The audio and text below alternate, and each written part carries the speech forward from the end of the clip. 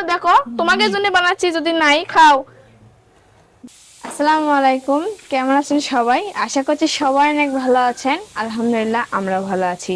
তো আমাদের বাড়িতে খালামুনি মামিরা যেহেতু বেড়াতে আসছে, তো মেহমানদেরকে তো অবশ্যই পিঠা করে খাওয়াতে হবে। এই জন্য আজকে আমি নিজ হাতে তাদেরকে পিঠা করে খাওয়াবো। এই জন্য পিঠার জন্য আমি একটা ডো তৈরি করে নিছি, এখানে ব্যাটার।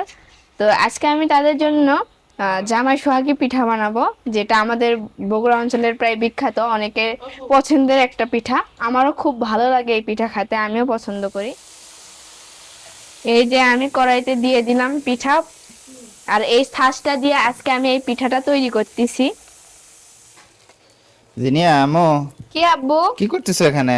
এই যে আমি এখানে জামাই সোহাগী পিঠা বানাচ্ছি। বাহ, সুন্দর তো, বানাতে পারতিছো? হ্যাঁ, বানাতে পারবো না কেন, আমি তো এই পিঠা বানাতে পারি, এই জন্য আম্মু আমাকে পিঠা ভাজতে দিছে ও, আজকে। পিঠাগুলো তো অনেক সুন্দর হয়েছে। হ্যাঁ, আমি তোমাদের জন্য বানাইছি, তাড়াতাড়ি ফ্রেশ হয়ে এসে খাও, অনেক মজা হয়েছে। তোমার আম্মু না বানিয়ে তোমাকে বানাতে দিছে? হ্যাঁ, আমি যে এই পিঠাটা ভালো বানাতে পারি এই জন্য দিছে। আচ্ছা, তাহলে তো ভালো, তুমি তাহলে পিঠা বানানো শিখে গেছো না? হ্যাঁ, আমি তো পিঠা বানাতে পারি, তারপর সবচেয়ে ভালো পারি এই পিঠাটা। তাহলে তো কোনো কথাই নেই এখন, তাহলে তো তুমি মজা করে বানাবে আর আমি খাবো। হ্যাঁ অবশ্যই, কেন না।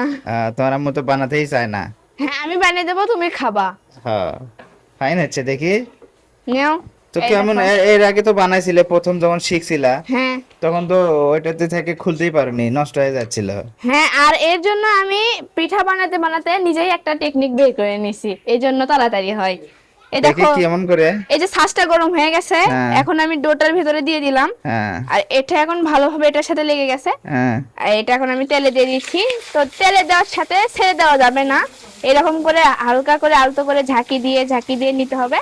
এই যে পিঠাটা অলরেডি খুলে বাহ, গেছে। সুন্দরভাবে ছেড়ে গেল তো। হ্যাঁ, আর আগে আগে কি করতে, প্রথম দিন বানানো হয়েছিল সেদিন?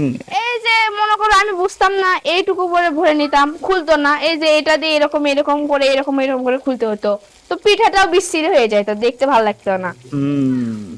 সেটা এখন ভালো দেখেছেন তো, হচ্ছে। ফাইন হচ্ছে। হ্যাঁ মরমরা হবে মনে হচ্ছে না? হ্যাঁ, মরমরা তো হয়, এটা তো মরমরা পিঠে, অনেক মজা। তো কে কে খাইছেন অবশ্যই জানাবেন। আর যা যা খাওয়ার শখ আছে আমার বাড়িতে চলে আসেন, আমি নিজে করে খেলাবো নি। জিনিয়ে কি খেলাম নি? ও মা, তুমি পিঠা বানাচ্ছ? হ্যাঁ, পিঠা বানাচ্ছি তো তোমাদের জন্য। তুমি পিঠাও বানাবার পাও? হ্যাঁ, পাবো না কেন, শিখছি তো আম্মুর কাছ থেকে, তোমার বোন আমাকে শিখাছে, আমি তাই শিখছি। নাকি? সেজন্য আর- খালামণি করে পিঠা বানিয়ে দেখাচ্ছ হ্যাঁ না?